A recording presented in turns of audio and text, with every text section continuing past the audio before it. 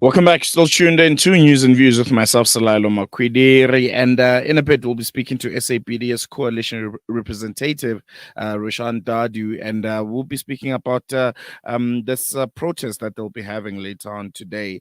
This is at the Glencore coal headquarters in Melrose Boulevard in Sandton. And as I was doing my research on this, it was quite, crazy for me. The mere fact South Africa is at the ICJ. We are head and shoulders above all the other countries all over the world when it comes to activism and solidarity with the people of Palestine. We are a country that put Israel in front of an international court and have them essentially try to defend the indefensible, try to defend a genocide that they're currently perpetuating. And on the other hand, as I'm reading and doing more research, I find out that South Africa is the third largest supplier of coal to Israel, which essentially means we are counteracting ourselves.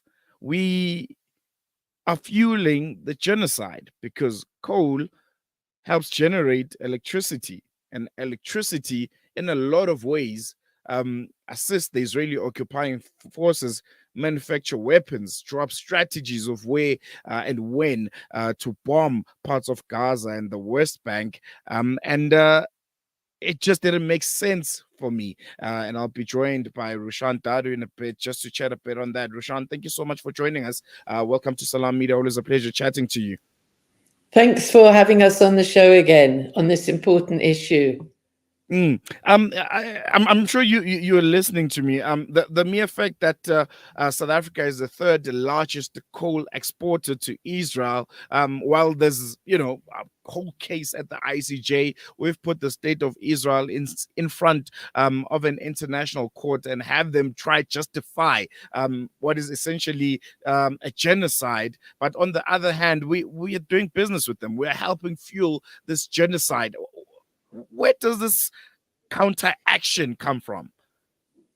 Well, absolutely. And I think we have to be clear that the ruling at the ICJ, both in the case that South Africa took accusing Israel of genocide, but also the additional decision that was taken by the ICJ in the advisory opinion on the legality, or rather declaring the settlements and the occupation illegal, puts obligations both on governments, on third-party states, but also on corporations.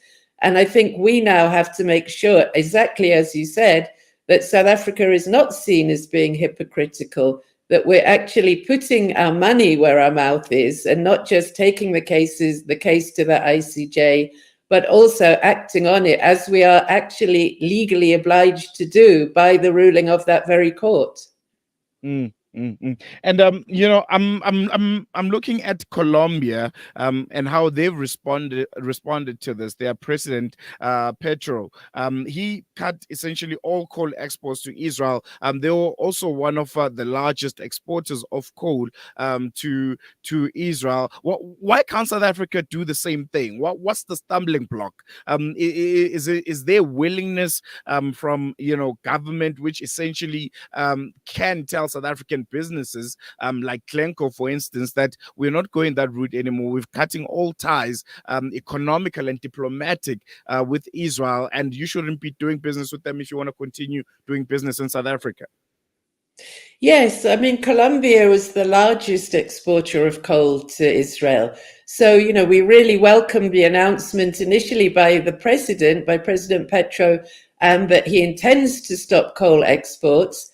And then actually it comes into force today, a declaration from the government saying that they will now, with effect from today, the 22nd August, be stopping all coal sales that are going to Israel. So absolutely, I think if Colombia is able to do that, and it was a larger amount of trade that they had in coal with Israel, then it's totally possible for South Africa to do similarly. And also for the corporations to take note that they are also obliged under international law, not only the ICJ cases, but there's business human rights laws that they are obliged to follow.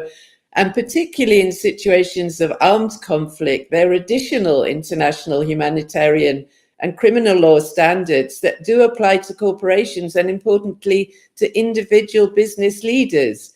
And so they really need to consider whether their operations are contributing, I mean, to gross human rights violations, and crimes against humanity in the case of genocide. So if I was a business person and I thought, well, maybe my coal is going to fuel the genocide, what would you do if you had any humanitarian compassion or any kind of political will in you? You would stop it, because you could actually personally be held liable at some point for complicity in genocide and in human rights abuses and war crimes.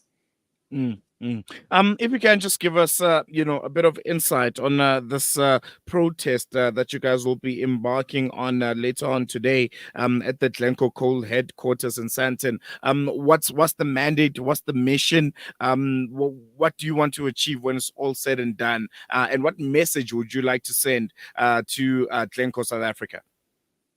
Our message is stop fueling the genocide. I mean, Glencore is at the heart of the coal trade that's going to Israel. There was 1.5 million tons of coal that were shipped in the last year by Glencore. And as you know, as you said in the beginning, the Israeli power grid depends on coal, and it's 22% of its output depends on coal, which is pretty huge. If we could manage to stop South Africa also selling coal, as well as Colombia, we would really be making a big impact and a big dent on the capacity of Israel to function and to carry on the genocidal war and the illegal occupation. And so you can't, the electricity goes into one central grid. So you cannot have the argument that your coal is not part of this. Your coal is somehow not having anything to do with the illegal settlements, which get more power than the Palestinians. As we know, Palestinian villages and towns in the West Bank get their power cut. They have to pay Israel for that power that comes from this grid that South African coal is supplying. So our message to Glencore is stop fueling genocide. Come and tell us clearly that you are going to stop coal sales to Israel from your mines in South Africa. Also to add that comrades in Mexico are protesting at Glencore there today, and comrades in Colombia will be sending messages of support. And I think it's clear that we want Glencore to come out and clearly say, if you're sure that you're not contributing in any way to genocide, to the illegal occupation,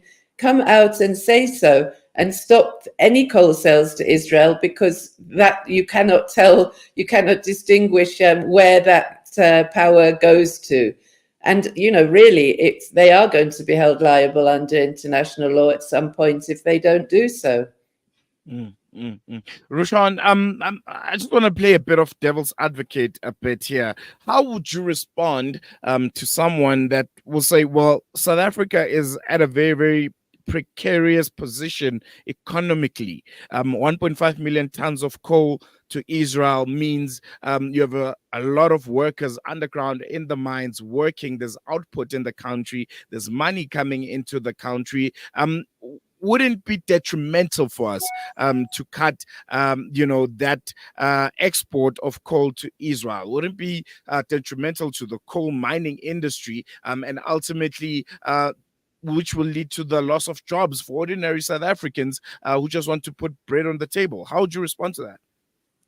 Well, it's actually a very small amount of the coal that we mine and export. And there are plenty of other markets, and it won't cause any kind of job losses. And when you think about Glencore, I mean, it's made $34 billion of profit in 2022. Now, if you're telling me that all that money must absolutely go to the shareholders, the workers don't see that in their pay packets, do they? I'm sure our coal workers in Mpumalanga are not seeing that amount of profit going into their pay packets. It's a very, it's a false argument, I think. And even, the CEO who retired, the South African CEO of Glencore, who retired in 2021, when he retired, he was the third richest man. Where? In Switzerland. I mean, can you imagine? Now, if you're telling me that that means that, you know, this small amount of coal that's being exported to Israel, that if we stop doing that, we would A, not have other markets, and B, the company would suffer and therefore workers would suffer, the numbers just don't add up, I'm afraid. And just lastly, before I let you go, some more details on this protest happening today. I'm not sure about the time, but if you can share some details for some of our listeners that would like to partake in it. Where is it? What time is it? And it's just the modus operandi of how it will all go down. Yeah, we really hope that people hearing this will come along. It's at lunchtime, 12 till 2, at the Glencore headquarters, which is on Melrose Boulevard in Melrose Arch in Johannesburg. And there's also a protest taking place at the Glencore subsidiary Astron in Century City in Cape Town between 2 and 4. And we want to make it clear, we want everyone to hear us in Glencore. We want them to say they are stopping coal sales to Israel, that they are not going to be complicit in genocide, in war crimes, and in the ongoing horrendous deaths of Palestinians and colonization of Palestinian land. All right, you're going to leave it there. Roshan Dadu, coordinator of SAPDS Coalition. Really appreciate you giving us your time, and we'll be posting those details of that protest on our screens for people that would like to partake in it. Really, really appreciate you giving us your time. Always a pleasure. Thank you. Roshan Dadu there. Yeah. Scary stuff, eh? South Africa, third largest coal supplier to Israel. So essentially, when there's a bomb being manufactured, when there's strategy in the war room of which parts of the West Bank, which parts of Gaza to bomb and obliterate next, South Africa's coal, your coal, my coal, one that comes from our land, is being used to perpetuate a genocide against defenseless men, women, and children of Palestine. But here's the hypocrisy. We are at the ICJ. We are saying we want to advocate against the oppression of the people of Palestine. We are the one country that is head and shoulders above everyone else when it comes to solidarity. So two contrasting ends of the spectrum, but I think one that needs a lot of introspection. Is South Africa business fueled? Do we really care about human rights and the self-determination of the people of Palestine? We're going to take a quick break. My technical producers seem to want me to shut up.